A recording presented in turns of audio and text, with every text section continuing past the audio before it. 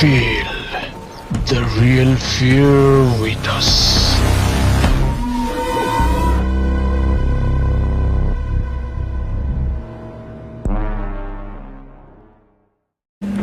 প্রিয় লিসেনার্স, আসসালামু আলাইকুম।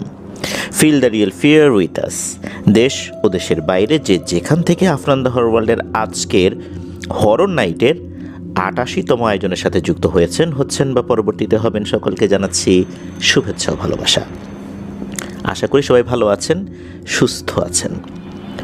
প্রিয় লিসেনার্স, আমার ঠান্ডাজনিত কারণে গলায় বেশ সমস্যা হয়েছে, যার কারণে আজকের এপিসোডে কিছুটা অসুবিধা হওয়াটাই স্বাভাবিক। অনাকাঙ্ক্ষিত এই সমস্যার কারণে সবার কাছে আগেই ক্ষমা চেয়ে নিচ্ছি। প্রিয় লিসেনার্স, গত হরর নাইট এপিসোডের ৮৭তম আয়োজনে আমরা ঘারুজাল জিনের প্রথম পর্বটি প্রচার করেছিলাম। আজকে এই ঘারুজাল জিনের দ্বিতীয় এবং শেষ পার্টটি নিয়ে হাজির হয়েছি। আশা করছি আজকের এপিসোডটাও আপনাদের কাছে দুর্দান্ত বলে মনে হবে ইনশাল্লাহ। প্রথম এপিসোডটি প্রচারিত হওয়ার পর অনেকেই আমাদের গ্রুপে পোস্ট করেছেন, ইমেল করেছেন যে পরবর্তী এপিসোডটা কখন আসবে। আমরা বলেছিলাম যে ইনশাল্লাহ ৮৮তম এপিসোডেই আমরা দ্বিতীয় পার্টটা নিয়ে আসব। তবে আমার শারীরিক অসুস্থতাজনিত কারণে এটা চিন্তা করেছিলাম যে আরও কয়েকদিন পরে দিব। তবুও মনে হলো যে যেভাবে সবাই অনুরোধ করছেন, এই অবস্থাতেই আমি এপিসোডটা আপনাদের সাথে শেয়ার করব। তো চলুন ঘটনায় চলে যাব। আর এই ঘটনাটি যিনি পাঠিয়েছেন তার পরিচয়টা আবারও একটু বলে নিচ্ছি। তার নাম মাসুদ রানা। ওনার বাড়ি কুড়িগ্রাম জেলার রাজারহাট উপজেলার বিদ্যানন্দ ইউনিয়নের গাবুর হেলান গ্রামে। গত এপিসোডের প্রথম অংশে আমরা জেনেছিলাম কিভাবে একজন ব্যক্তি জুয়া খেলতে গিয়ে তার সর্বস্ব হারিয়ে ভয়ঙ্কর এক বিপদের মধ্যে পড়ে যান। কিভাবে তার শরীরের মধ্যে একটি পয়সা ঢুকে যায়, যে পয়সাটি তার শরীরের মধ্যে নাড়াচাড়া করত, এক জায়গা থেকে আরেক জায়গা মুভ করত। আর এর ভেতরে রয়েছে ঘারুজাল জিনের ভয়ঙ্কর এক মায়াজাল। গত এপিসোডে আমরা যে জায়গায় শেষ করেছিলাম সেটি হচ্ছে যে একজন হুজুর তার এক পিশাচ জিনের মাধ্যমে কিছু তথ্য সংগ্রহ করেছিলেন। পরবর্তীতে আর একজন তুলা রাশির ব্যক্তির উপরে যখন জিন হাজির করার চেষ্টা করা হয়, সেখানে ঘারুজাল জিন এসে হাজির হয় এবং এসে জানায় সেই পিশাচ জিনটাকেও তারা হত্যা করেছে। এরপর কি হলো, পূর্বের এপিসোড না শুনে থাকলে আপনারা আমাদের হরর নাইট এপিসোডের ৮৭তম আয়োজনে গিয়ে ঘারুজাল জিনের প্রথম অংশটা শুনে আসতে পারেন। যারা প্রথম অংশ শুনেছেন তাদের জন্য আজকের এই এপিসোডটি দারুণ উপভোগ্য হবে ইনশাল্লাহ।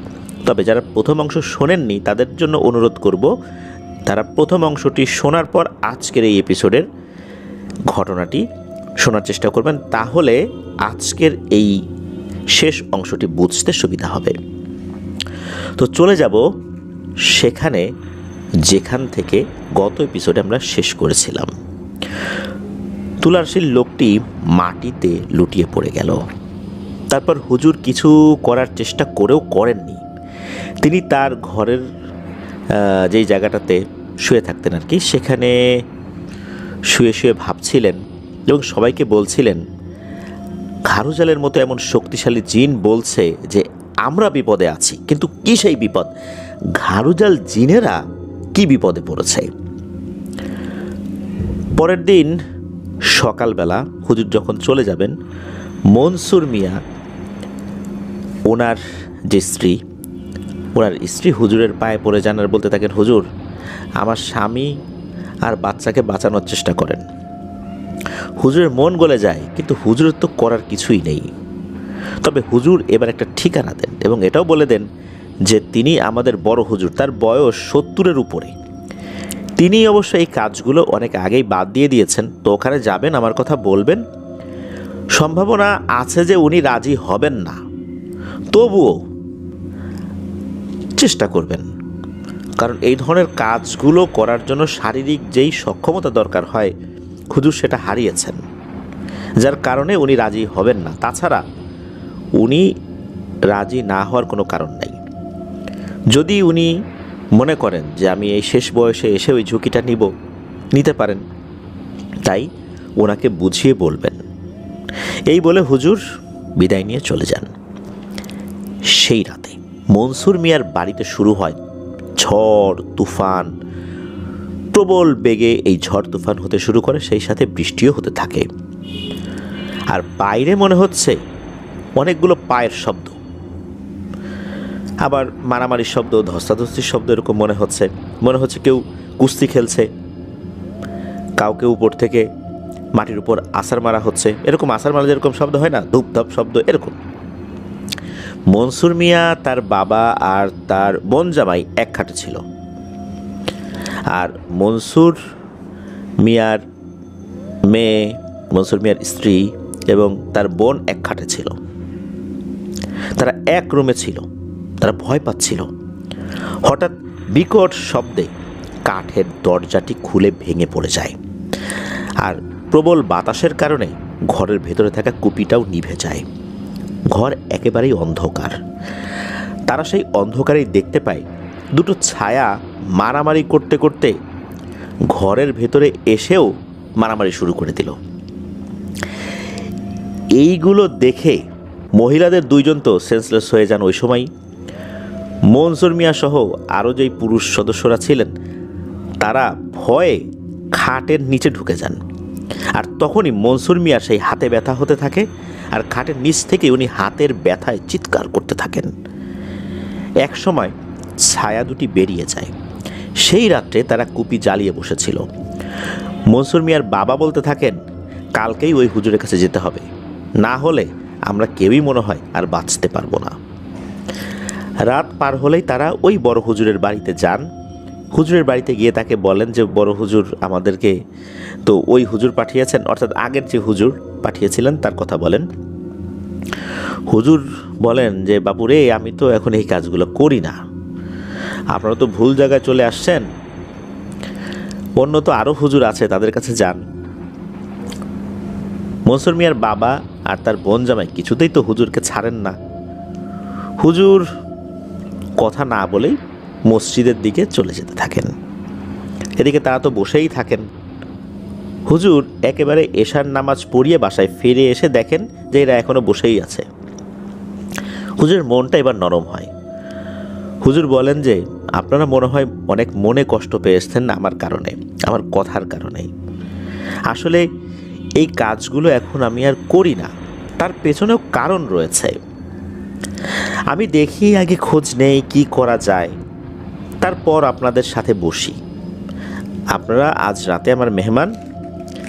পরের দিন সকালবেলা হুজুর সবাইকে নাস্তার ব্যবস্থা করেন। ওই রাত্রেও তাদের খাবার দাবার ব্যবস্থা করেছেন, থাকার ব্যবস্থা করেছেন। তো সকালে নাস্তার পর এনাদেরকে নিয়ে বসেছেন। তখন হুজুর বলেন যে আমার বয়স তো অনেক, যদি বয়স থাকতো তাহলে তো আমি চেষ্টার কোনো ত্রুটি করতাম না, আর তাও সেটার ফলাফল যদি 100 ভাগের মধ্যে 1 ভাগও থাকতো। আমি সব খোঁজ নিয়েছি রাত্রে। আমার ছেলে আছে একজন, সে পাকিস্তানের একটি মাদ্রাসায় পড়ায়। সে রওনা দিয়েছে 3 দিন আগে। কাল বা পরশুর মধ্যে সে চলে আসবে ইনশাল্লাহ। আল্লাহর রহমতে আমার ছেলেটাও আমার মতোই হয়েছে। ও আসলে দেখা যাবে কতদূর কি করা যায়। আর আমি কিছু শক্তিশালী জিনদের পাঠিয়েছি আপনাদের বাড়িটি পাহারা দেবার জন্য। ওরা দূরে অবস্থান নিয়েছে, কোনো বিপদ হলেই এরা এগিয়ে যাবে। আর আপনারা আমার সাথে চলুন আপনাদের বাড়ি। কখন কি হয়ে যায় বলা যায় না। কাল রাতেও এসেছিল বাচ্চা নিতে। এই বলে তারা রওনা দিয়েছেন। মাগরিবের আজান দিয়ে দেবে, মানে এদিকে কি হয়েছে, মাগরিবের আজান দিয়ে দেবে এমন সময় মনসুর মিয়ার বোন কান্না করছে, আর তার স্ত্রী বাচ্চা কোলে নিয়ে বসে আছেন। মনসুর মিয়া হঠাৎ করে এসেই বলছে, বাচ্চাটা দেও তো, কোলে নেই। এই সময় বাচ্চাটি ওয়াশরুম করে দিয়েছে। তখন মনসুর মিয়াকে বলছে তার স্ত্রী যে একটু অপেক্ষা করো, ওর কাপড়টা একটু বদলে ওকে একটু পরিষ্কার করে নিই। তো এই কথা বলার সাথে সাথে মনসুর মিয়া তার স্ত্রীর মুখ চেপে ধরেন আর বলতে থাকেন, তোকে দিতে বলছি না, দে। আর এই সময় আরও একটা মনসুর মিয়া ঘরে ঢোকেন। এটা দেখে তো মনসুর মিয়ার স্ত্রী বেহুশ হয়ে যান। বেহুশ হওয়ার আগে চিৎকার করে বলে ওঠেন, ওরে আল্লাহ রে, এটা কি দেখি রে। এদিকে রান্নাঘর থেকে তার বোন দৌড়ে আসে, এসে দেখেন এই অবস্থা, দুইটা মনসুর মিয়া মারামারি করছে। কোথা থেকে আরও একটা এসে যোগ দিল মারামারিতে, সেটাও মনসুর মিয়া।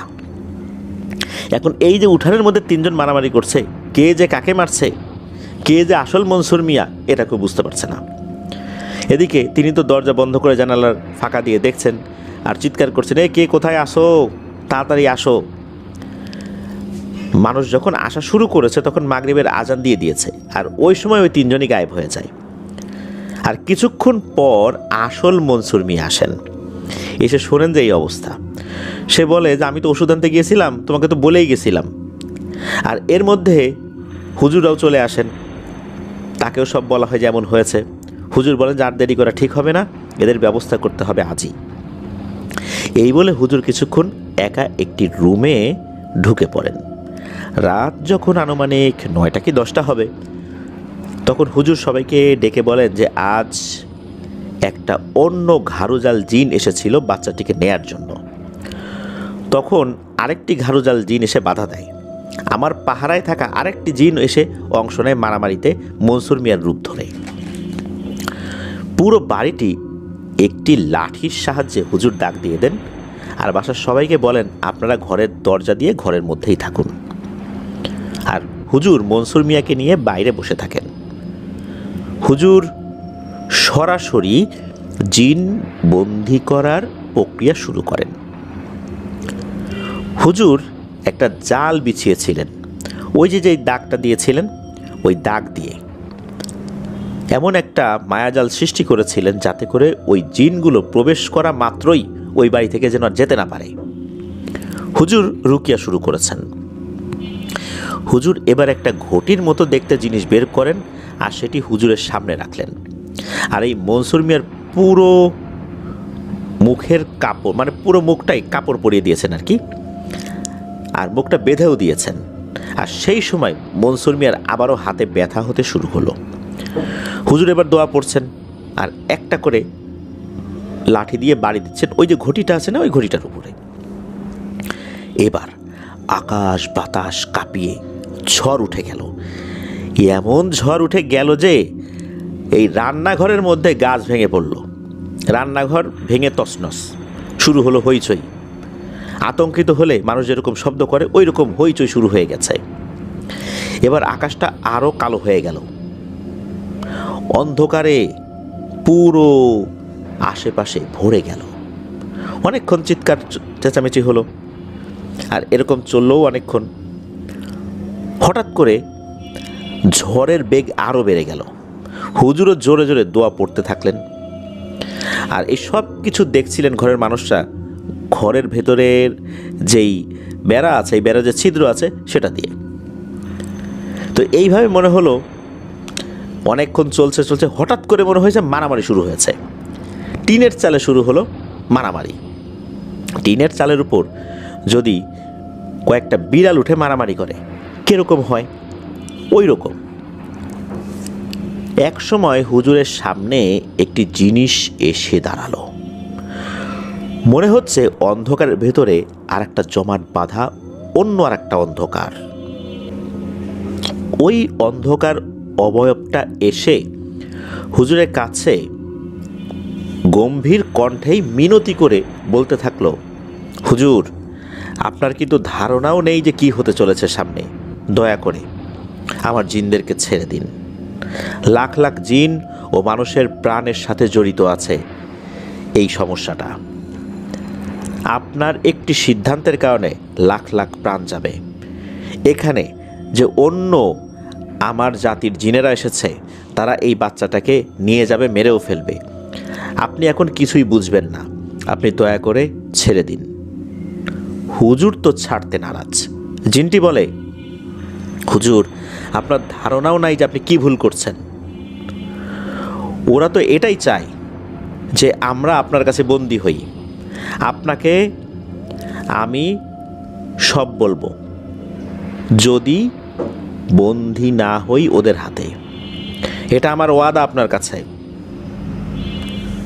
এই সমস্ত কথা শুনে হুজুরের মনে অন্য একটা চিন্তা আসতে থাকলো। ঘাড়ুজাল তো কারো কাছে এভাবে অনুনয় বিনয় করে না, ঘটনাটা কি? কেনই বা সে এরকম অনুনয় বিনয় করছে? নিশ্চয়ই ওদের গোত্রের আর একটা যে গ্রুপ রয়েছে তাদের সাথে এদের শত্রুতা হয়েছে।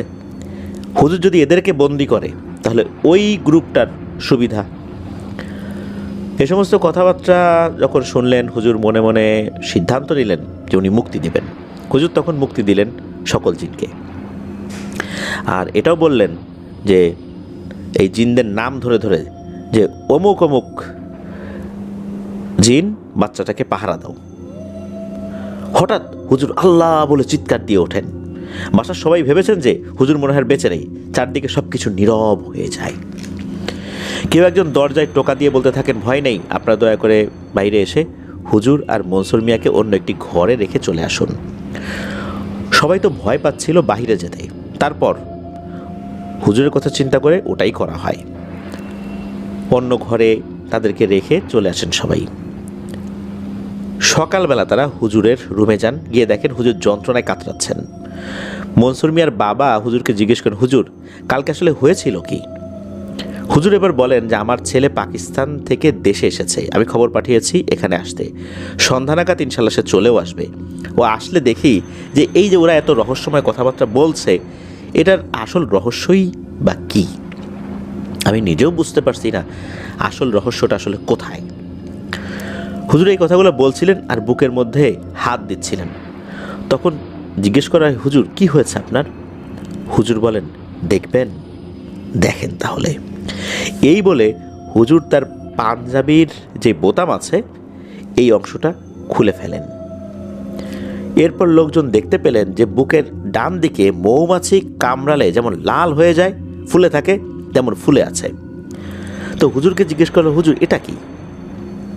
হুজুর বললেন, আমি নিজেও জানি না, কিন্তু আমার খুব কষ্ট হচ্ছে, মনে হচ্ছে কেউ বিষ ঢুকিয়ে দিয়েছে আমার শরীরে।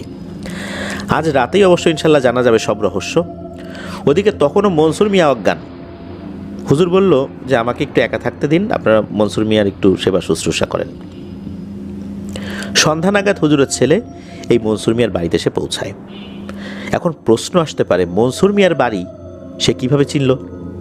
হয়তোবা জিনের রাস্তা বলে দিয়েছে। আর সেই সময় মনসুর মিয়া ছিল ধানের ব্যাপারী, তাই বেশিরভাগ মানুষই মনসুর মিয়াকে এবং তার বাড়ির ঠিকানা চিনত।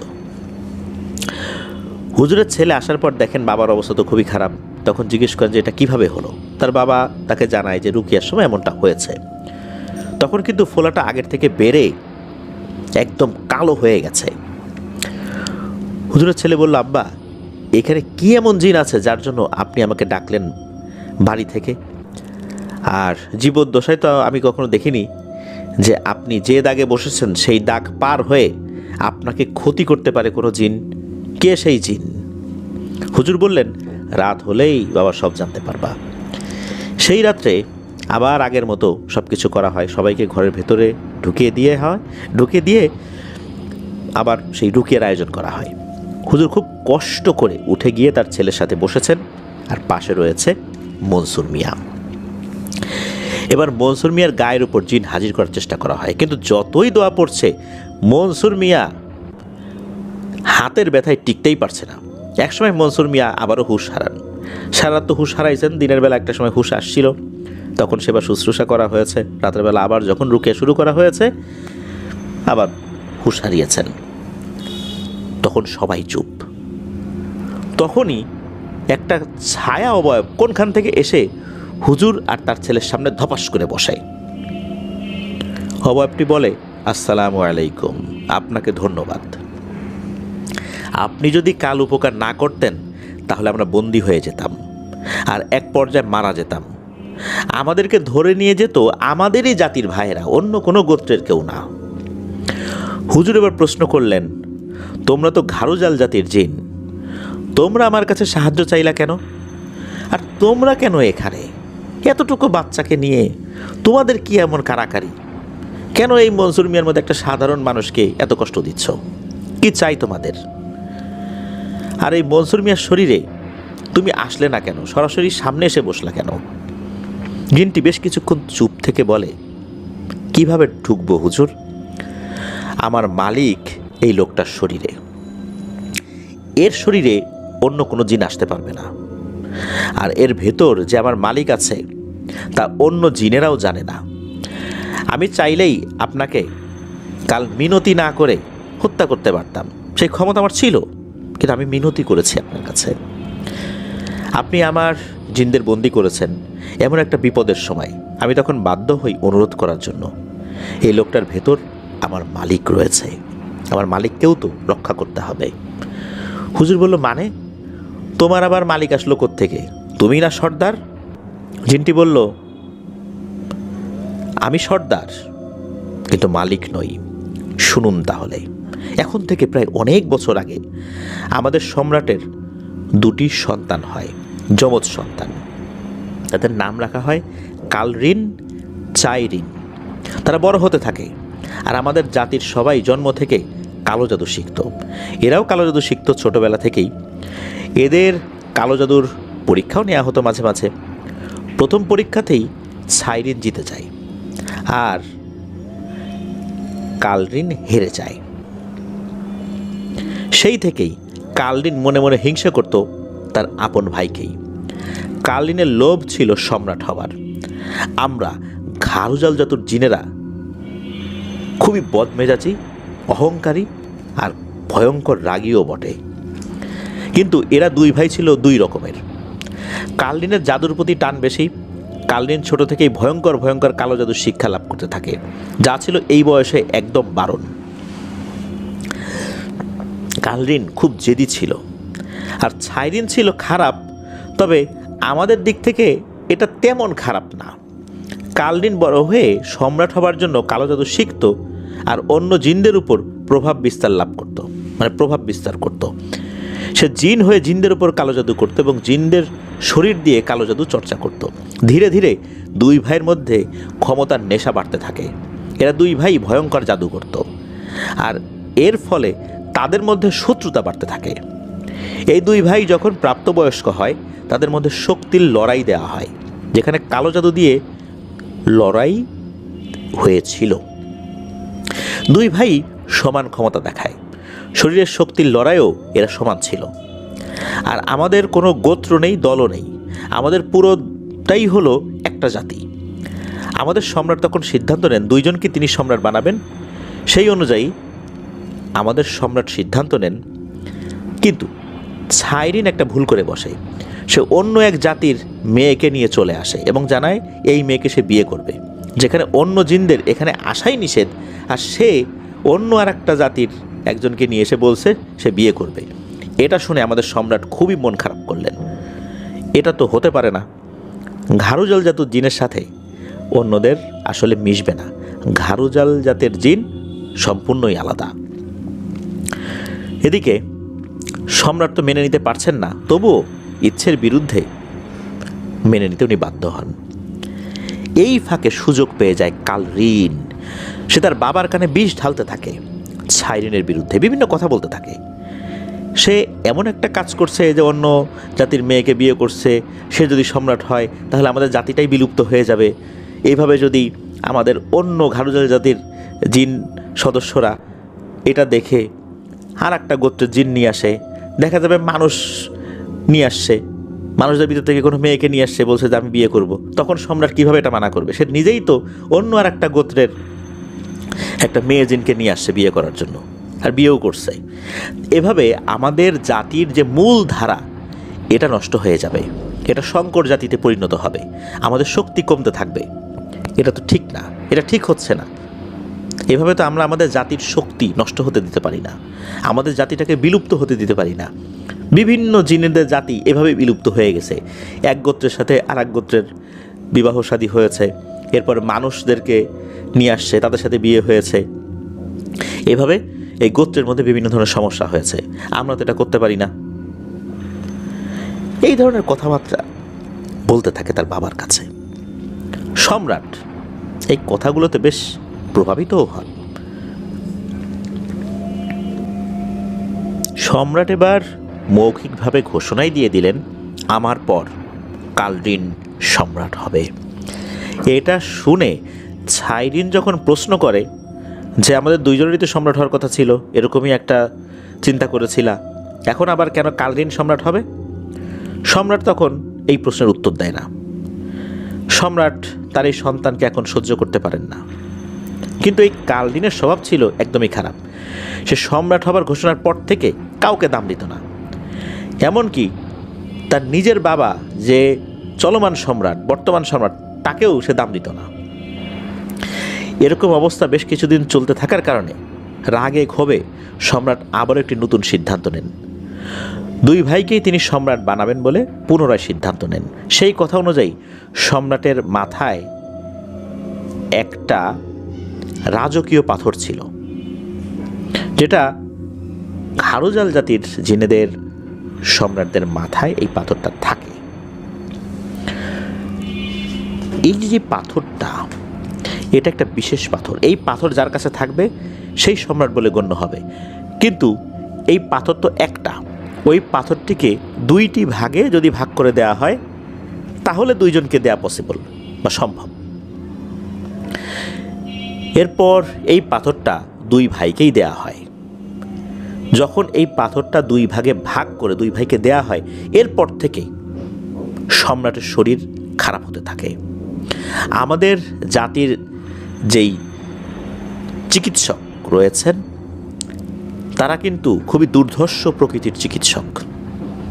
পৃথিবীর অনেক দুরারোগ্য ব্যাধির চিকিৎসা তারা জানেন, বিভিন্ন ধরনের কালো জাদুর চিকিৎসাও তারা জানেন। তারাও চিকিৎসা করে কোনো ধরনের ফল পেলেন না। এমন কেন হচ্ছে তা জানার জন্য আমাকে দায়িত্ব দেয়া হয়। আমার সন্দেহ ছিল ছাইরিন হয়তো এমন কিছু করেছে সম্রাট না হওয়ার ক্ষোভের কারণে। হতে পারে এমনটা, কারণ যখন বলা হয়েছিল যে আর একজন সম্রাট হবে তখন তো ছাইরিন ক্ষিপ্ত হয়েছে, তখন কিছু করতে পারে।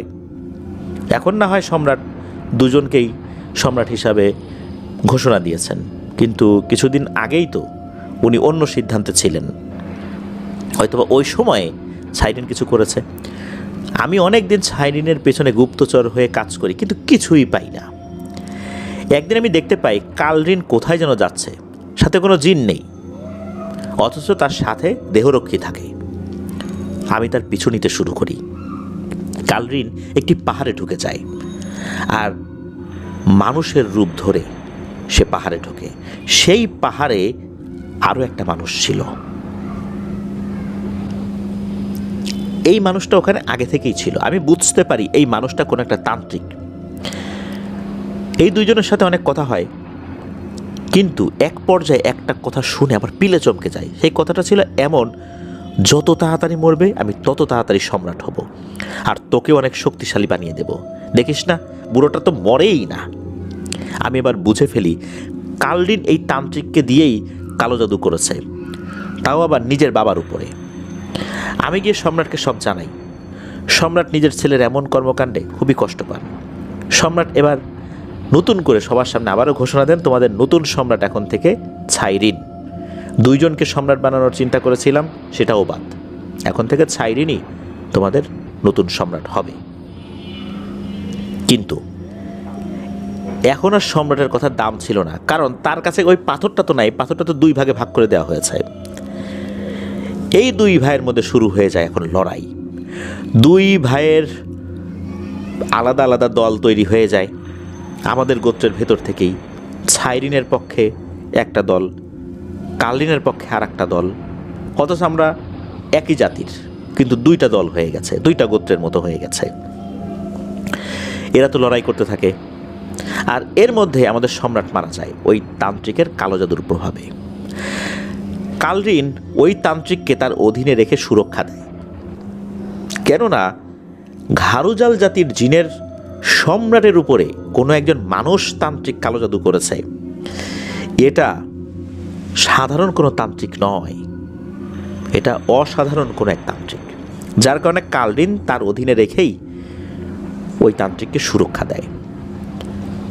এভাবেই ঘাড়োজাল জাতির জিনের মধ্যে দুইটা দল সৃষ্টি হয়ে যায়, কিন্তু রাজ্য একটাই, কিন্তু দল দুইটা। আমি চলে যাই ছাইরিনের দলে। যখন কারো বিচার করা হতো তখন দুই সম্রাটের সম্মতির প্রয়োজন হতো, আর এদের সিদ্ধান্ত হতো পূর্ব আর পশ্চিম। কেউ কারো সিদ্ধান্তকে পাত্তা দিত না। এইভাবে চলে যায় অনেক দিন। কালনিন মনে করে একাই সম্রাট হওয়ার বিভিন্ন ধরনের চিন্তা ভাবনা করতে হবে, পরিকল্পনা করতে হবে, এমনটাই সে ভাবে। একদিন ছাইরিনের স্ত্রীর ভাই বোনদেরকে ধরে আনা হয়। ছাইরিনের স্ত্রী এসে হাজির হন। ছাইরিনের স্ত্রী বলে, এদের অপরাধ কি? কালনিন বলে, এরা আমাদের রাজ্যে প্রবেশ করার সাহস করেছে, তাই এদেরকে হত্যা করব। ছাইরিনের স্ত্রী বলে, ওরা আমার ভাই বোন, আমাকে ওরা দেখতে আসতেই পারে এই রাজ্যে, তার জন্য কি ওদেরকে হত্যা করতে হবে? এরা কি তোমারও আত্মীয় স্বজন না? তখন কালরিন খুবই অপমান করে ছাইরিনের স্ত্রীকে, আর ছাইরিনের স্ত্রীর যেই জাতি, সেই জাতিকে নিয়েও অনেক অশ্রাব্য কথা বলে। এতে ছাইরিন তার ভাইয়ের উপর আক্রমণ করে এবং তাদের দুইজনের মধ্যে ব্যাপক ঝামেলা সৃষ্টি হয়ে যায়। একটা পর্যায়ে কালরিন তাদেরকে ছেড়ে দিতে বাধ্য হয়, কিন্তু মনে মনে ক্ষোভ থেকেই যায়। কিছুদিনের মধ্যে ছাইরিনের একটা পুত্র সন্তান হয়, আর এই সুযোগটাই কাজে লাগায় কালরিন। সে ওই তান্ত্রিককে দিয়ে এক ভয়ঙ্কর কালো জাদু করায়, আর সেটি তার ভাবির হাত দিয়েই খাওয়ানো হয় খুব কৌশলে। বেহুশ হয়ে যায় ছাইরিন। যখন চোখ খোলে জানতে পারে তার ছেলেকে নিয়ে গেছে, সে রাগে তার সেনাবাহিনী নিয়ে হামলা করতে যায় ওই পাহাড়ে যেখানে ওই তান্ত্রিক ছিল। সেখানে নিয়ে যাওয়া হয় মূলত ছাইরিনের ছেলেকে। ছাইরিন সেখানে গেলে তাকে বলে দেওয়া হয় তার সম্রাটের যে পদ এটা ছেড়ে দিতে হবে, আর ওই পাথরটাও দিয়ে দিতে হবে। সন্তানের মায়ায় দুর্ধর্ষ এই ঘাড়োজাল জাতির জিন সে এটা দিয়েও দেয়, কিন্তু কালরিন সেই পাথরের সাহায্যে তার ছেলের রক্তেরও সাহায্য নেয়, আর তার ছেলের যেই রক্ত আর সেই যে পাথর, এই দুটোর সাহায্যে একটা পয়সার মধ্যে ছাইরিনকে বন্দি করে ফেলে। আর যখন সে রেগে গিয়ে তার ভাইয়ের সন্তানকে হত্যা করতে যাবে, তখন ওই তান্ত্রিক তাকে জানায়, এই ছেলেকে হত্যা করো না, কারণ এই ছেলের মধ্যে এমন একটা ক্ষমতা আছে যা দুটি ভিন্ন গোত্রের জিনেদের মিলনের মাধ্যমে তৈরি হয়েছে।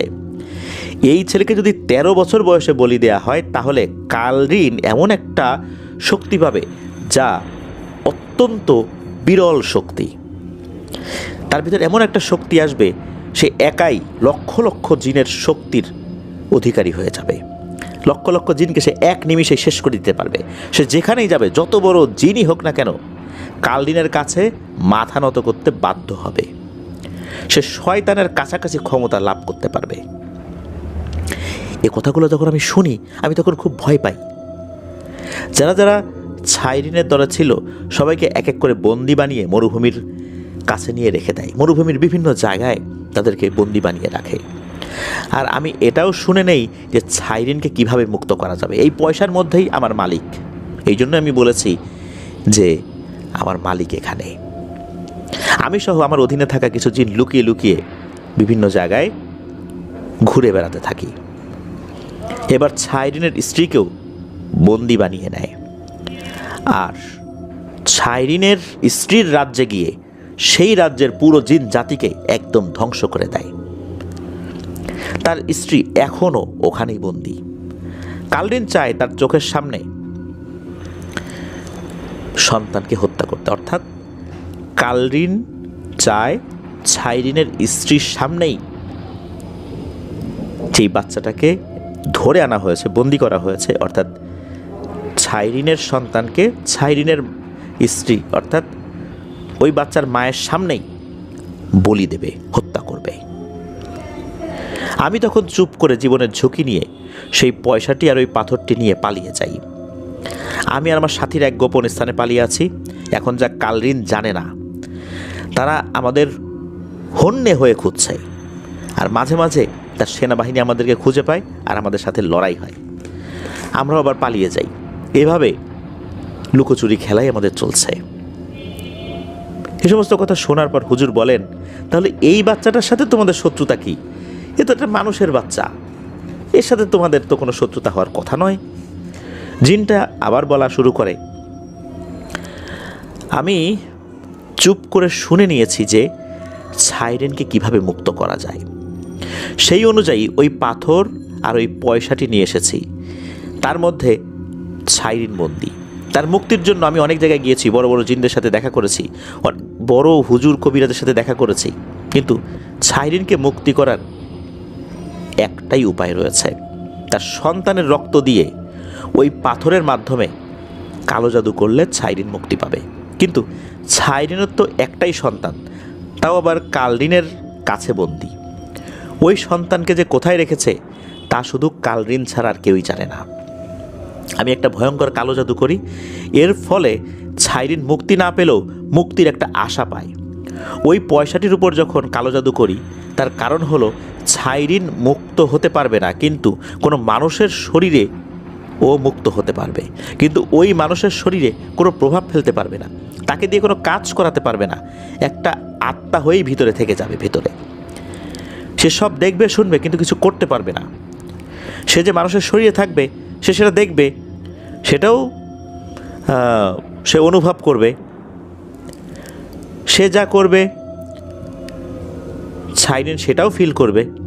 মানুষের শরীরটি যখন কষ্ট পায়, ওর ভেতরে থাকা সাইরেনও কষ্ট পায়।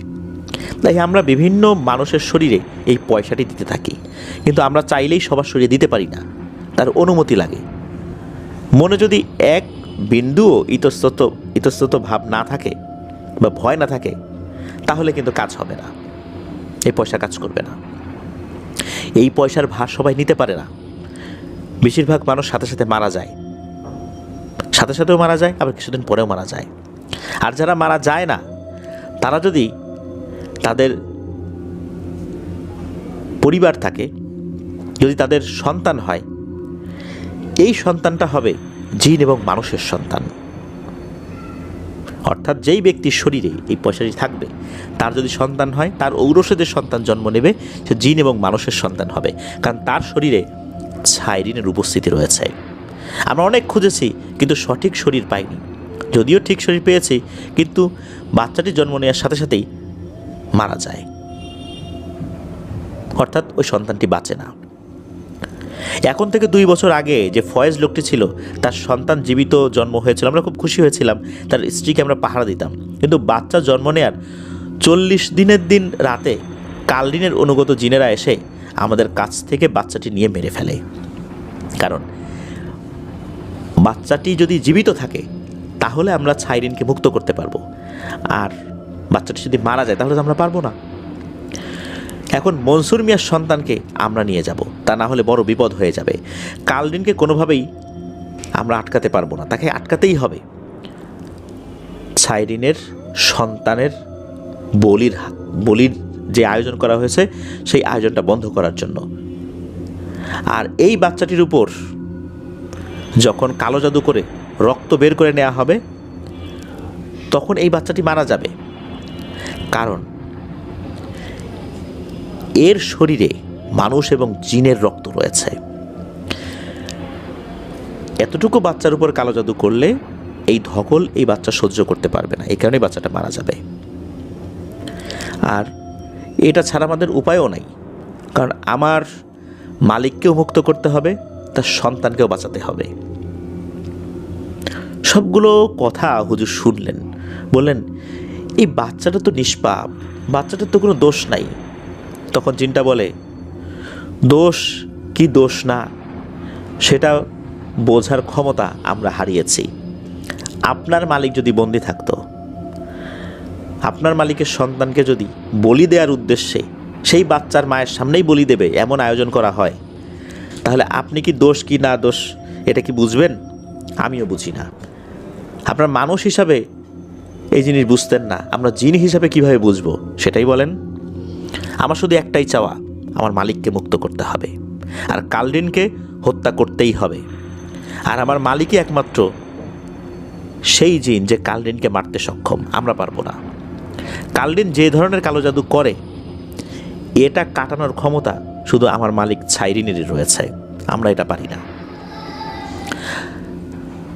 ওই জিনটা আরও বলে হুজুরের ছেলেকে যে তোমার বাবার বুকে ওটা কোনো সাধারণ ব্যথা নয়, এটা হলো আমাদের এক গোপন অস্ত্র, এটা আমাদের এক ধরনের লালা যা বিষের মতো কাজ করে, এর কোনো চিকিৎসা নেই। যখন এটা বুকের বাম দিক থেকে বুকের ডান দিকে যাবে, এক সময় সেটা হার্টের মধ্যে ঢুকে যাবে বা হৃদয়ে ঢুকে যাবে, তখন এই ব্যক্তি মারা যাবে। গতকাল আপনি আমাদেরকে যখন বন্দি করছিলেন তখন কালদিনের একটি জিন আপনাকে মৌমাছি হয়ে কামড় দেয় আর বিষ ঢেলে দেয়। এ কথা শোনার সাথে সাথে হুজুরের ছেলে ভয়ে আতঙ্কে বলে ওঠে, এখন উপায় কি? জিনটি বলে, এটার একটাই উপায়, আমার মালিকের লালা, সে যদি মুক্ত হয়ে তার মুখে লালা লাগিয়ে দেয় তাহলেই এই বিষক্রিয়া থেমে যাবে। হুজুর তখন বলেন, সেটা তো বুঝলাম, কিন্তু এই মনসুর মিয়ার হাতে ব্যথা কেন হয়? তখন জিনটা বলে, মনসুর মিয়ার আশেপাশে যখন কোনো জিন আসার চেষ্টা করে বা ক্ষতি করার চেষ্টা করে তখনই তার হাতে ব্যথা হয়। মূলত এই হাতে যে ব্যথাটা, এই ব্যথাটা অন্য কোনো জিনের উপস্থিতিতেই এটা হয়, কারণ অন্য জিন যে আসে সেই জিনটা মনসুর মিয়াকে ক্ষতির মাধ্যম দিয়ে আমার মালিকেরও ক্ষতি করার চেষ্টা করে।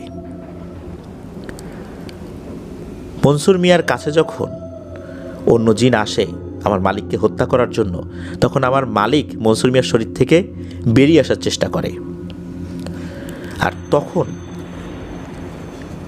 এই পয়সার মতো জিনিসটা এক জায়গা থেকে আর এক জায়গা নড়াচড়া করে, চলাচল করে।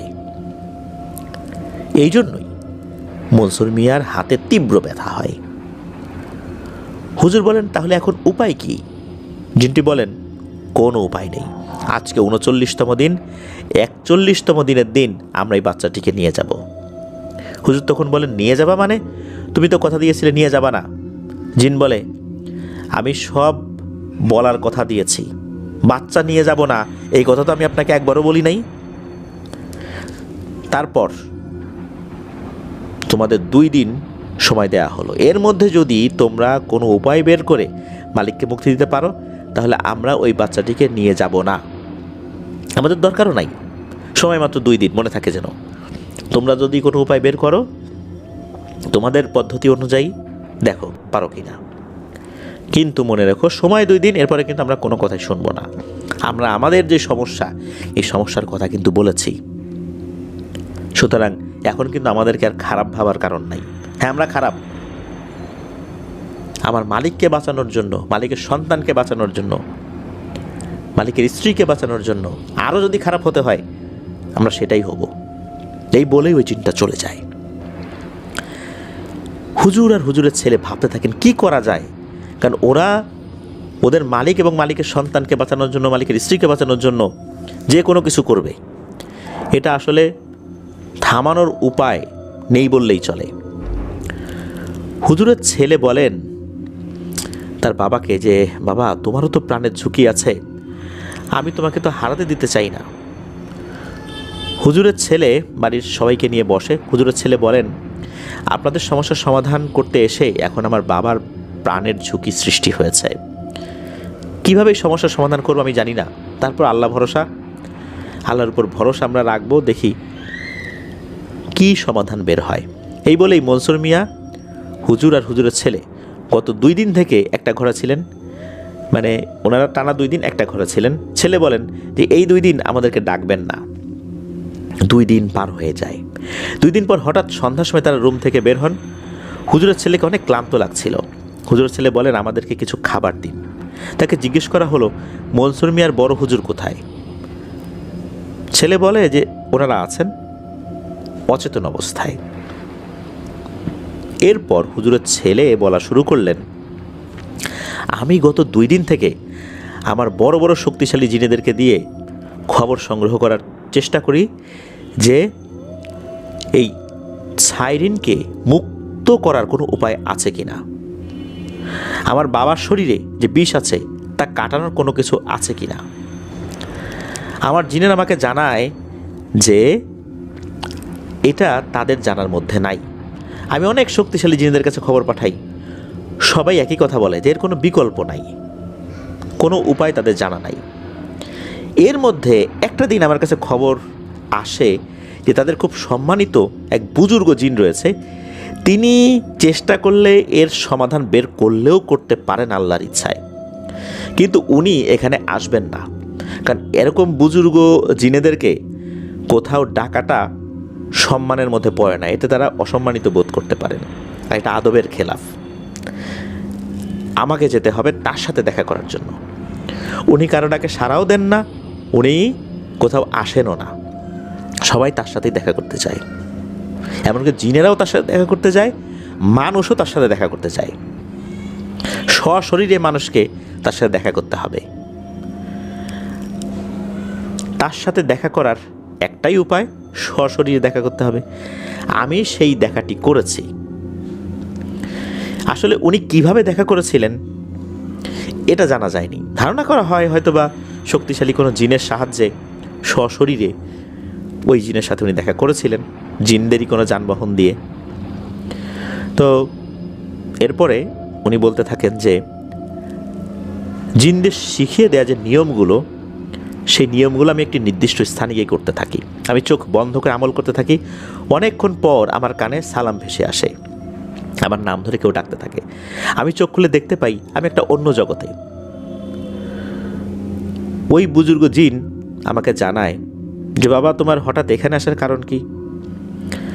তোমার কাছেই তো শক্তিশালী জিন আছে, আমাকে কেন দেখা দিতে হলো? আমার কাছেই তোমাকে কেন আসতে হলো এত কষ্ট করে? তখন আমি বলি, আপনাকে বিরক্ত করতে চাইনি, কিন্তু এটি ছাড়া আমার কাছে আর কোনো উপায়ই নেই। এটিতে আমার বাবা, একটা শিশু, এক লোকের প্রাণ এবং আরও লক্ষ লক্ষ জিনেদের প্রাণ সংশয়ে আছে এই বিষয়ের সাথে। তখন ওই বুজুর্গ জিন বলেন, বলো তুমি কি বলতে চাও? এরপর হুজুরের ছেলে সমস্ত কথা ব্যাখ্যা করতে থাকলেন। কালরিনের নাম শোনার সাথে সাথে ওই বুজুর্গ জিনের চোখে মুখে নাকি একটা চিন্তার ছাপ পড়ে গেল। জিনটি বললেন, আমার কিছু মিশরীয় ইফরিত ছাত্র রয়েছে যারা মুসলিম, যদিও বা তারা ইফরিত শ্রেণীর জিন, তবে তারা মুসলিম। তাদের কাছ থেকে আমি কালরিনের ভয়াবহতার কথা শুনেছি। ঘারুজালদের সাথে মিশরীয় ইফরিদের একটা ঝামেলা রয়েছে অনেক বছর আগে থেকেই। পিশাচ ইফরিত আর ঘারুজালদের সবসময় কোনো কিছু নিয়েই একটা প্রতিযোগিতা হতো, কেউ কাউকে সহ্য করতে পারতো না। সাপ আর নেউলে যেরকম সম্পর্ক ওই রকম আর কি। এরা ইফরিতদের দেখলেই হত্যা করতো, অর্থাৎ ঘারুজাল জিনেরা ইফরিত শ্রেণীর জিনদেরকে দেখলেই হত্যা করত। ইফরিত হলো এদের দুই চোখের বিষ। এখন যদি কালরিন ওই বলিটি দিয়ে দেয় তাহলে ঘোর অমঙ্গল হয়ে যাবে, কালরিন আরও শক্তিশালী হয়ে যাবে। হুজুরের ছেলে বলেন, হুজুর কি করা যায় আপনি বলুন, আপনি তো অনেক কিছুই জানেন আল্লাহর ইচ্ছায়। আল্লাহ যখন বিপদ দিয়েছেন নিশ্চয়ই কোনো না কোনো উপায়ও দিয়েছেন। বুজুর্গ জিন অনেকক্ষণ ভেবে বললেন, একটা উপায় আছে। এমন একজন ব্যক্তি যিনি আল্লাহ চাইলে এই সমস্যার সমাধান করতে পারেন। হুজুরের ছেলে বলেন, কে সে? বুজুর্গ জিনটি বলেন, এক আল্লাহর কামেল ওলি রয়েছেন, কিন্তু উনি এখন যে কোথায় আছেন সেটা আমি জানি না। উনি কিছুদিন পর পর জায়গা পরিবর্তন করেন, বিভিন্ন সমস্যার সমাধান করেন আল্লাহর হুকুমে। সেই ব্যক্তিকে খুঁজতে হবে। তোমার অধীনে থাকা জিনেরা ওনাকে চেনার কথা। তুমি তোমার জিনদেরকে বলবা জিকির পাগলা, এতেই তারা বুঝে যাবে। এই কথা বলে একটি চিঠি দেয় হুজুরের ছেলের হাতে, আর তাকে ওই চিঠিটি ওই জিকির পাগলাকে দিতে বলেন যদি দেখা হয়। জিনটি হুজুরের ছেলেকে চোখ বন্ধ করতে বলেন। তো এরপর হুজুরের ছেলে চোখ খুলে দেখেন যে সে ওই বাড়িতে চলে এসেছে, মানে সে অন্য একটা জায়গায় ছিল। চোখ খোলার সাথে সাথে দেখেন আবার এই যে মনসুর মিয়ার বাড়িতে সে চলে এসেছে। হুজুরের ছেলে ওই মনসুর মিয়ার বাড়ির অন্য সদস্যদেরকে বলেন, আমি তো খোঁজ লাগিয়েছি, ইনশাল্লাহ পেয়ে যাব খুবই দ্রুততম সময় আর কি। বড় হুজুর আর মনসুর মিয়া কিন্তু তখনও বেহুশ। হুজুরের ছেলে বলেন, আজকে 41তম দিন, আজ যে কী হবে একমাত্র আল্লাহ তাআলাই জানেন। রাতের বেলা সবাইকে রুমের দরজা লাগিয়ে দিতে বলেন, আর আল্লাহর কাছেই বিপদ থেকে সাহায্য চাইতে বলেন। এই হুজুরের ছেলে রাত বাড়তে থাকার সাথে সাথে টেনশনও বাড়তে থাকে সবার। হুজুর আর তার বাবা মনসুর মিয়াকে নিয়ে আসলে সবারই তো টেনশন। এমন একটা বিষয়, 41তম দিন হয়ে গেছে, এখন কি হবে? হুজুরের জ্ঞান ফিরলেও মনসুর মিয়ার জ্ঞান কিন্তু তখনও ফেরেনি। তখন মনসুর মিয়াকে শুইয়ে দেওয়া হয় আলাদা জায়গায়, সবাই অপেক্ষা করছে। সেই সময় হাজির হয় সেই জিনটি। হাজির হয়ে বলতে থাকে, সময় শেষ হুজুর, আজই এই বাচ্চাটাকে নিয়ে যেতে হবে। আপনি কি কোনো উপায় পেয়েছেন? যদি বলেন আমি চেষ্টা করব, আর না উপায় যদি পান তাহলে আমাকে বাধা দিতে পারবেন না। হুজুরের ছেলে বলেন, উপায় তো একটা পেয়েছি, কিন্তু এখনও তার দেখা পাইনি, পাবো খুব তাড়াতাড়ি। ওই জিনটি বলে, কী উপায় হুজুর, দ্রুত বলেন। হুজুর তখন বলেন, এরকম এরকম একজন ব্যক্তি। জিনটি বলে, সেই ব্যক্তি খুঁজতে খুঁজতে তো আমাদের সময় শেষ হয়ে যাবে, রাত পার হয়ে যাবে। আর ওই দিকে কালরিন বলি দেওয়ার প্রস্তুতি নিচ্ছে, কালকেই বলি দেওয়ার কথা। আর এই কথাটা খুব গোপনে আমি জানতে পেরেছি। অতএব এই বাচ্চাটিকে নিয়ে যাওয়া ছাড়া আমাদের আর কোনো উপায় নেই। আজই 41তম দিন। আজ বাচ্চাটিকে নিয়ে যদি আমরা কোনো কাজ করতে না পারি, তাহলে এই বাচ্চাটিকে নিয়েও আমাদের কোনো কাজ হবে না। দয়া করে বাধা দিতে আসবেন না। যদি বাধা দিতে আসেন, আমরা বাধ্য হব আপনাকে হত্যা করতে। হুজুরের সাথে ওই জিনটার কথা কাটাকাটি হয়। একটা সময় হুজুর বলেন, আচ্ছা তোমাদের ছাইরিন তো সব শুনছে তাই না? আর এই সন্তানটাও তো এক হিসাবে ছাইরিনেরও সন্তান। তোমার কথা অনুযায়ী ছাইরিন তার ছেলেকে বাঁচানোর জন্য বন্দী হয়েছিল, নিজের সাম্রাজ্য ছেড়ে দিয়েছিল। আবার এই সন্তানের জীবনের বিনিময়ে সে মুক্তি পেতে চায়। তাহলে কেমন বাবা সে? সন্তানের জীবন নিয়ে নিজের জীবন বাঁচাতে চায়। দুনিয়ার সকল প্রাণীর মধ্যেই ভালো খারাপ রয়েছে, কিন্তু খারাপ বাবা কি খুব একটা খুঁজে পাওয়া যাবে? আমরা তো একটা উপায় বের করেছি। যদি কোনো বিকল্প উপায় না থাকতো তাহলে একটা কথা থাকতো, এ কেমন রক্ত পিপাসু বাবা। এই কথাগুলো যখনই হুজুর বলেছেন, তখনই মনসুর মিয়া হঠাৎ শুয়ে শুয়েই সাপের মতো মোচড়াতে শুরু করে, আর খুব জোরে জোরে চিৎকার করা শুরু করে। এমন চিৎকার আগে কখনোই মনসুর মিয়া করেনি। হাতে ব্যথা হয়েছে, চিৎকার করেছে, কিন্তু এত জোরে কখনো করেনি। জিনটা তখন বলে ওঠে, মালিক বেরিয়ে গেছে শরীর থেকে। মানে ওই পয়সাটি বেরিয়ে গেছে।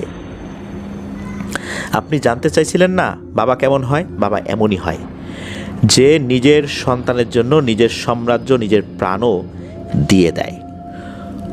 হুজুর ছাইরিনের এমন ব্যবহার দেখে বলেন, আমি ওয়াদা দিচ্ছি যে ছাইরিনকে আমি মুক্ত করব ইনশাল্লাহ, কিন্তু তোমাদের এই মানুষদের ক্ষতি করা, এই যে অভ্যাসটা, এটা ছাড়তে হবে।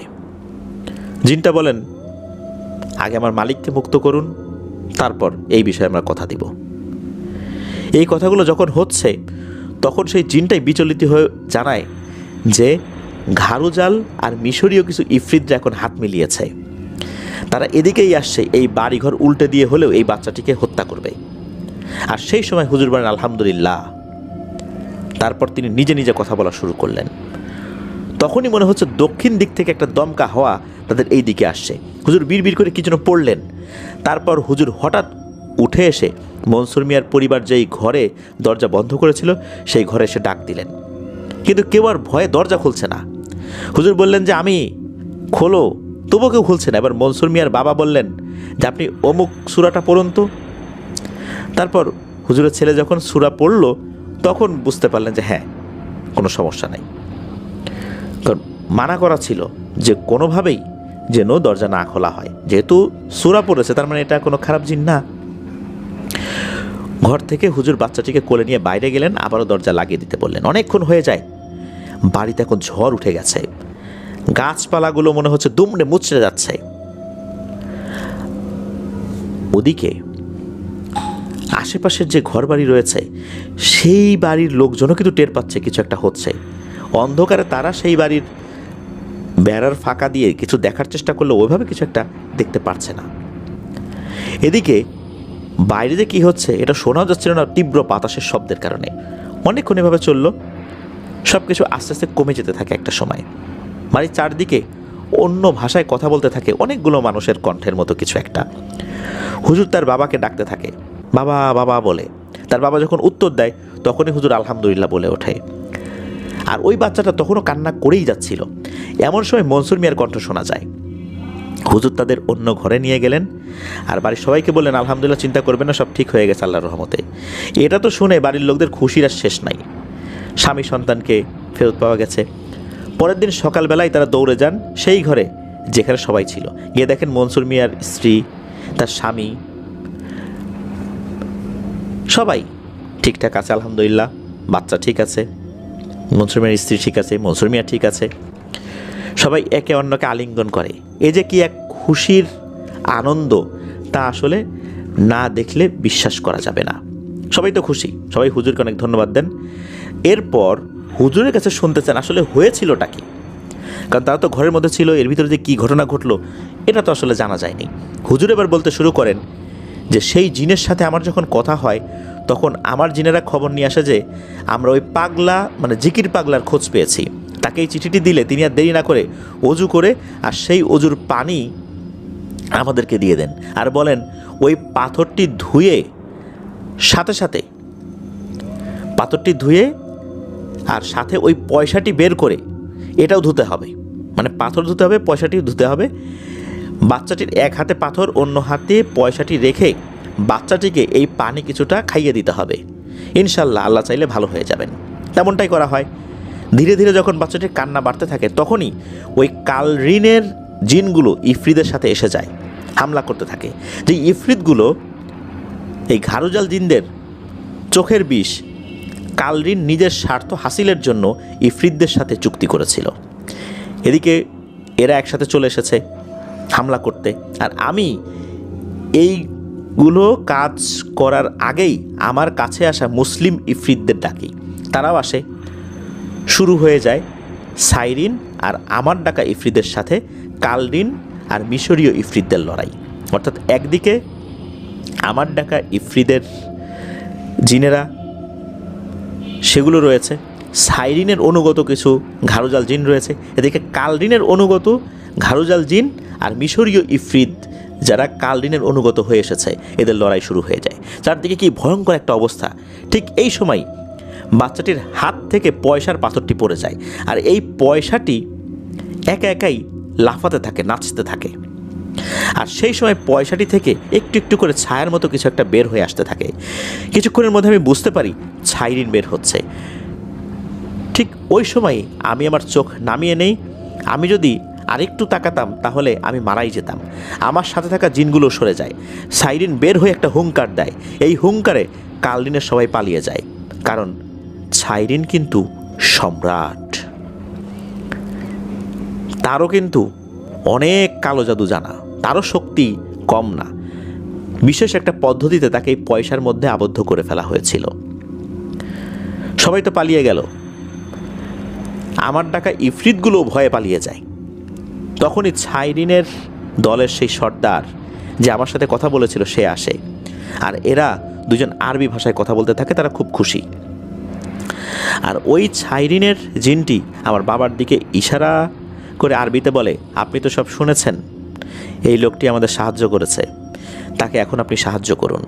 সাইরিন তখন মুখের লালা দিয়ে কী যেন পরে হুজুর বুকে লাগিয়ে দেয়। তারপর সাইরিন আর তার সাথীরা আমাকে কালকে দেখা হবে এই কথা বলে চলে যায়। বড় হুজুরের বুকটা ধীরে ধীরে ভালো হতে থাকে, ফোলাও কমে যেতে থাকে। আর বাচ্চাটির হাতে যেই পয়সাটি ছিল সেই হাতে লাল একটা দাগ দেখা গেল। হুজুর বললেন যে এটা ঠিক হয়ে যাবে ইনশাল্লাহ ধীরে ধীরে, এটা কোনো সমস্যা না। সেদিন ভালো মন্দ রান্না করা হলো। হুজুর খেয়ে ঘুরতে বের হলেন আশেপাশের এলাকায়। এই যে এত কিছু হয়ে গেল এতদিনে, খুব কম বাড়ির মানুষজনই এটা কিন্তু জানতো। সন্ধ্যা নাগাদ হুজুররা বাড়ি ফিরলেন। হুজুর বললেন আজ রাতে কিছু কাজ আছে, ইনশাল্লাহ আগামীকাল আমরা চলে যাব, আমাদের কাজ শেষ হয়ে যাবে আজকে রাত্রি। এই বলেই বড় হুজুর আর তার ছেলে কোথায় যেন চলে গেলেন। শুধু বলে গেলেন যে আমরা কাছাকাছি আসছি, ভোর হওয়ার আনুমানিক 1 ঘন্টা আগে আমরা আসবো ইনশাল্লাহ। সেই অনুযায়ী ভোর হওয়ার আনুমানিক 1 ঘন্টা আগে হুজুররা বাসায় ফেরত আসলেন। এসেই বাপ বেটা খুশি হয়ে কী যেন বলছেন আর কি, পাশের ঘর থেকে কিছুটা শোনা যাচ্ছিল আর কি। পরের দিন সকালবেলা খাওয়া দাওয়া করার পর যখন হুজুররা রেডি হচ্ছিলেন চলে যাওয়ার জন্য, সবাই জিজ্ঞেস করেন, হুজুর কালকে রাতে কোথায় ছিলেন আর কি করলেন কালকে রাত্রে? হুজুর বললেন, কালকে রাত্রে সেই জিন সাইরিন এসেছিল আমার কাছে, আর সাইরিনের অনুগত যে জিনটা, যার কাছ থেকে সব তথ্য আমরা জেনেছিলাম, সেও এসেছিল। তারা এসে বলতে লাগলো, হুজুর আমাদের সাহায্যের প্রয়োজন, আপনি আমাদের হয়ে আরও একটি কাজ করে দিন। কালরিন ওই কবিরাজকে দিয়ে একটা সুরক্ষা বলয় বানিয়েছে, আমরা কিছুতেই আমাদের রাজ্যে প্রবেশ করতে পারছি না। আমাদের গুপ্তচরের মাধ্যমে আমরা জানতে পারি কালরিন ওই তান্ত্রিককে দিয়ে এমন একটি কালো জাদুর মাধ্যমে মায়াজাল সৃষ্টি করেছে, যার কারণে আমরা কোনোভাবেই যেতে পারছি না। এটা যদি কোনো জিন করতো আমরা খুব সহজেই ভেঙে দিতে পারতাম, কিন্তু এটা হয়েছে একটা মানুষের দ্বারা। এটা এমন এক জাদু, আমরা এত শক্তিশালী হওয়ার পরও সেটা ভাঙতে পারছি না, আমরা প্রবেশ করতে পারছি না। আমরা যদি আমাদের রাজ্যে প্রবেশ করতে না পারি তাহলে তো আমাদের সব কিছু বৃথা হয়ে যাবে। কালরিন এত ভয়ঙ্কর হবে যা কল্পনাও করা যাবে না। হুজুর তখন বললেন, আমরা কীভাবে সাহায্য করব বলো? হুজুর বললেন, এটি আপনার হাতে রাখুন। এই বলে একটি জিনিস দিল হুজুরের হাতে। আপনি চোখ বন্ধ করে থাকবেন, আপনি চোখ বন্ধ করার পর দেখতে পারবেন আপনি আমাদের সাথে আছেন। আপনি সরাসরি না গিয়েও আমাদের সাথে যেতে পারবেন অন্য মাধ্যমে। আপনার শরীরের উপর পুরো নিয়ন্ত্রণ থাকবে, আপনি এখন যেরকম ইচ্ছামতো সব কিছু করতে পারছেন তখনও পারবেন। আপনি আমাদের সাথে আছেন এটা জানতে পেরে কালরিন বা তান্ত্রিক আপনাকে মারার জন্য এখানে চলে আসবে, আর সেই সময় আপনার বাবা আর আমার জিনেরা আপনাকে সুরক্ষা দেবে। এই কথাগুলো হওয়ার মাঝে বড় হুজুর বললেন, আমার এই খুঁটিটি নিয়ে যাও, তাহলে তোমাদের কিছুটা উপকারে লাগতেও পারে। তোমাদের মনে আছে যে একটা ঘটিতে বন্দি করেছিলাম আমি তোমাদেরকে? এটি কোনো সাধারণ ঘটি নয়। এই ঘটিতে অসংখ্য জিনকে বন্দি করা যায়। এই ঘটিটা আমাকে উপহার দিয়েছিল একজন মুসলিম জিন সম্রাট। এই বলে ঘটিটি তার ছেলের হাতে দেন। ছেলেটি ওই ঘটি চোখ বন্ধ করে, ওই ঘটিটা হাতে নেন, চোখ বন্ধ করে দোয়া দূর পড়তে থাকে। এরপরে কিছুক্ষণ পর জিনটি বলে, হুজুর আমরা সেই সীমানার ভিতরে এখনও যেতে পারছি না। হুজুর চোখ খুলে দেখলেন তিনি সবার সামনে। হুজুর যখন পেছনে তাকাতে চাইলেন তখন একজন জিন বলল, হুজুর পেছনে তাকাবেন না, আমরা এখন আসল রূপে আছি, এই রূপ আপনি দেখতে পারবেন না, এটা অত্যন্ত ভয়ঙ্কর রূপ। হুজুর লক্ষ্য করলেন যে কি ব্যাপার, আমি একটু আগে কোথায় ছিলাম, এখন কোথায় আছি? চারদিকে মনে হচ্ছে ধু ধু মরুভূমি।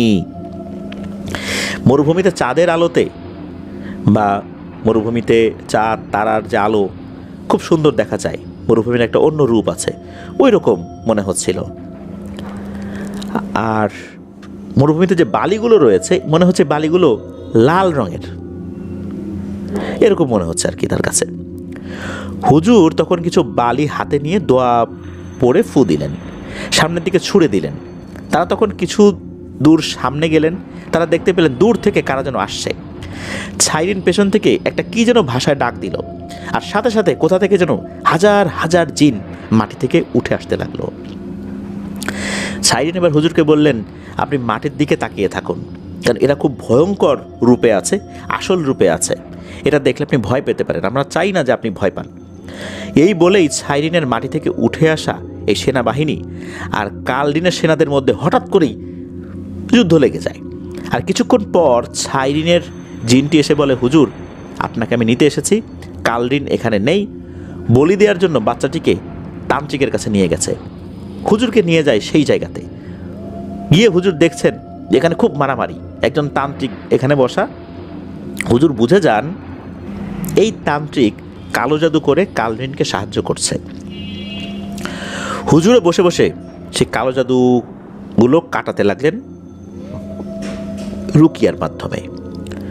তখন সেই জিনটি বলল, হুজুর কালরিনের নাম করে এই ঘটিতে ফু দিতে থাকুন। হুজুর তাই করা শুরু করলেন। এবার খুব চিৎকার ভেসে আসলো হুজুরের কানে, আর ঘটিটিও লাফাচ্ছিল। অনেকক্ষণ লাফানোর পর ঘটিটা পড়ে যায়। তখন তান্ত্রিক উঠে পালানোর চেষ্টা করে। তান্ত্রিক দৌড়ে কিছু দূর যাওয়ার পর একটা বিকট চিৎকার দিয়ে নাই হয়ে যায়। এবার সাইরিনের ওই জিনটা বলে, হুজুর আপনি এই আমার দেয়া এই জিনিসটা ফেলে দিন। তারপর চোখ খুললে আপনি আপনার জায়গায় ফেরত চলে যাবেন। হুজুর তাই করেন। এই বলে হুজুরের ছেলে থামলেন। বড় হুজুর এবার বলা শুরু করলেন, আমার ছেলে যখন চোখ বন্ধ করেছিল, কিছুক্ষণ পর ভয়ঙ্কর ভয়ঙ্কর জিনেরা এসে আমাদের উপর হামলা করতে চাইলে আমাদের রক্ষাকারী জিনেরা আর সাইরিনের রেখে যাওয়া ঘাড়ুজাল জাতির কিছু জিনেরা আল্লাহর রহমতে আমাদেরকে রক্ষা করে। এর কিছুক্ষণ পর 4 জন ব্যক্তি আসেন আমাদের কাছে, এসেই বলতে থাকেন, ঘটিটি দিয়ে, অর্থাৎ ঘটিটা দিয়ে দেন। এবার বলেন যে শুকরিয়া হুজুর, আমি সাইরিন, এ আমার স্ত্রী, আর এ আমার সন্তান, আর এ হলো সেই জিন যে আমাকে মুক্তি দিতে এগুলো করেছে, আর কালরিনকে আমি একটু আগে মেরে ফেলেছি। এখানে যে 4 জন দেখছেন, এই 3 জনই আমার পরিবারের সদস্য, আমি, আমার ছেলে, আমার স্ত্রী, আর আমার একান্ত অনুগত জিন, যে এত কষ্ট করেছে জীবনের ঝুঁকি নিয়ে আমাকে মুক্ত করার জন্য। আর কালরিনকে হত্যা করা হয়েছে। কালরিনকে হত্যা করার মাধ্যম দিয়ে আমাদের ঘাড়ুজাল জাতির জিন আগের যে অবস্থায় ছিল, একক একটা গোত্র, একক একটা জাতি, সেটাতে পরিণত হবে। হুজুর, আপনাদের দেয়া কথা অনুযায়ী আমরা এখন থেকে বিনা দোষে আর কারো ক্ষতি করব না, কথা দিলাম। আমাদের কেউ ক্ষতি করলে সেটার হিসাব নিকাশ আলাদা, কিন্তু অকারণে আমরা কোনো মানুষকে কষ্ট দেব না। এই বলে তারা চলে যায়। আর চলে যাওয়ার আগে বলে যায়, এই মনসুর মিয়ার সন্তান মানে আমারও সন্তান, আর এই খবর কেউ জানলে ক্ষতি হতে পারে, তাই এরা যেন দূরে কোথাও চলে যায়, এখানে আর না থাকে। এই বলেই তারা ওখান থেকে চলে যায়। হুজুররাও এই সমস্ত কথাবার্তা বলে বিদায় নিতে থাকেন। আর এই মনসুর মিয়ার পরিবারকেও এই কথাগুলো বলেন যে আপনারাও দূরে কোথাও চলে যান, যাতে করে কোনো মানুষের খারাপ নজরও যেন না পড়ে। কারণ অনেক তান্ত্রিক আছে, তারা এই ছেলেটাকে দেখলেই বুঝতে পারবে যে এই ছেলের রক্তের মধ্যে জিন এবং মানুষের রক্ত রয়েছে। কারণ এই মনসুর মিয়ার শরীরে যেহেতু সাইরিন ছিল, যার কারণে মনসুর মিয়ার শরীরের উপর একটা বিশেষ প্রভাব পড়ে গিয়েছিল। আর মনসুর মিয়ার ঔরসেই মনসুর মিয়ার সন্তান জন্ম নিয়েছে। এর মধ্যে সাইরিনের ঔরসজাত সন্তানও মনসুর মিয়ার সন্তান। এই কারণে এই সন্তানটা 8-10টা স্বাভাবিক সন্তানের মতো না। কোনো তান্ত্রিক একে মেরেও ফেলতে পারে, এর রক্ত দিয়ে অনেক কিছু করতে পারে। সুতরাং এমন একটা জায়গায় চলে যান যাতে করে কোনো দুষ্টু লোক আশেপাশে না থাকে। তো এই ঘটনার অল্প কিছুদিন পর মনসুর মিয়া, তার স্ত্রী, সন্তান কোথায় যেন চলে যান, কেউ জানেন না। আর এই যে ঘটনাগুলো যিনি বলেছেন, তিনি হচ্ছেন মনসুর মিয়ার বোনের মেয়ের জামাই। সেই হিসাবে এটা হলো মনসুর মিয়ার নাতি জামাই। ঘটনা এখানেই শেষ। আর এই ঘটনাটা লেখা শুরু করেছিলেন জুন মাসের 2 তারিখ থেকে। বেশ দীর্ঘ একটা ঘটনা। আর এই ঘটনায় যে বিষয়গুলো রয়েছে, জিনেদের মধ্যে কিন্তু সাম্রাজ্য দখলের যে ব্যাপারগুলো, এগুলো কিন্তু খুব মারাত্মক আকারে রয়েছে। আগে যেমন রাজ্য দখল করার জন্য সবসময় এক রাজা আর এক রাজার সাথে যুদ্ধে লিপ্ত থাকতো। জিনেদের মধ্যে তো আসলে এভাবে রাজ্য সিস্টেম, ওরাও একই রকমভাবে নিজেদের সাম্রাজ্য বিস্তার করতে থাকে, একই রকমভাবে কাজ করতে থাকে। আরেকটু বোঝার জন্য আমরা বলতে পারি, বিভিন্ন উপজাতি সম্প্রদায় রয়েছে পৃথিবীর বিভিন্ন জায়গায়। পাকিস্তানে যেরকম পাহাড়ি কিছু উপজাতি রয়েছে, তাদের নিজস্ব আইন কানুন রয়েছে, নিজস্ব কালচার রয়েছে, তাদের নিজস্ব সৈনিক রয়েছে, নিজস্ব অস্ত্র ভাণ্ডার রয়েছে। তারা কিন্তু তাদের গোত্রের বাইরে যায় না। আর এরকম এক গোত্রের সাথে আরেক গোত্রের কিন্তু লড়াই থাকে, লেগেই থাকে, এলাকা নিয়ে, ক্ষমতার বিস্তার নিয়ে। আবার কোনো কোনো গোত্রের সাথে সন্ধি থাকে, একে অন্যকে সাহায্য করে, একজন বিপদে পড়লে আরেকজন সাহায্য করে। ঠিক এরকম পদ্ধতি কিন্তু জিনেদের মধ্যেও রয়েছে। আর জিনেদের এই জগতে অনেক ঘটনা ঘটে, অনেক যুদ্ধ হয় যা আমরা কেউই জানি না। এই ঘটনাটি এমন একটি ঘটনা যেখানে এক জিন সম্রাটকে একটি পয়সার মধ্যে বন্দি করে ফেলা হয়। এই পয়সাটা আবার একটা মানুষের শরীরেও ঢুকিয়ে দেওয়া হয় বিশেষ একটা পদ্ধতিতে। আসলে ঘটনাটি বেশ রহস্যময়, টান উত্তেজনাপূর্ণ। প্রিয় লিসেনার্স, আমার শারীরিক অসুস্থতার কারণে যেহেতু গলায় সমস্যা রয়েছে, আমি ওভাবে হয়তো উপস্থাপন করতে পারি নাই। আমার এই অক্ষমতাটা ক্ষমা সুন্দর দৃষ্টিতে দেখবেন। ধন্যবাদ জানাচ্ছি মাসুদ রানাকে, চমৎকার একটি ঘটনা দীর্ঘ সময় ধরে আমাদেরকে লিখে পাঠিয়েছেন। আপনার কাছ থেকে আরও ঘটনার প্রত্যাশায় আমরা রইলাম। প্রিয় লিসেনার্স, ঘটনা কেমন লাগলো তা জানিয়ে ভিডিওর কমেন্ট সেকশনে কমেন্ট করতে ভুলবেন না। এছাড়া আমাদের ফেসবুক পেজ আর গ্রুপ তো রয়েছে আপনাদের হরওয়াল নামে, সেখানে গিয়েও আপনারা আপনাদের মতামত জানাতে পারেন। প্রিয় লিসেনার্স, আপনারাও ঘটনা পাঠাতে পারেন লিখে বা রেকর্ড করে আপনাদের horoworldbd@gmail.com এই ইমেল অ্যাড্রেসের স্পেলিংটা বলে দিচ্ছি, AFNANTHEHORROWORLDBD, আপনাদের horoworldbd@gmail.com। প্রিয় লিসেনার্স, ঘটনা তো শুনলেন, এই ভিডিওর লাইক বাটন প্রেস করতে কিন্তু ভুলবেন না, আর ভিডিওর লিঙ্কটাও বেশি বেশি করে শেয়ার করে দেবার অনুরোধ করছি। আজকের এপিসোড থেকে বিদায় নিচ্ছি। সবাই ভালো থাকবেন, সুস্থ থাকবেন। আমার জন্য দোয়া করবেন, আমার পরিবারের জন্য দোয়া করবেন, আপনাদের জন্য দোয়া রইল, আপনাদের পরিবারের প্রত্যেকের জন্য দোয়া রইল। মহান আল্লাহ সুবহানাহু ওয়া তাআলা আমাদেরকে ভালো রাখুন, সুস্থ রাখুন, নিরাপদে রাখুন, আপনাদের হরওয়ার্ল্ডের সাথে রাখুন। আসসালামু আলাইকুম।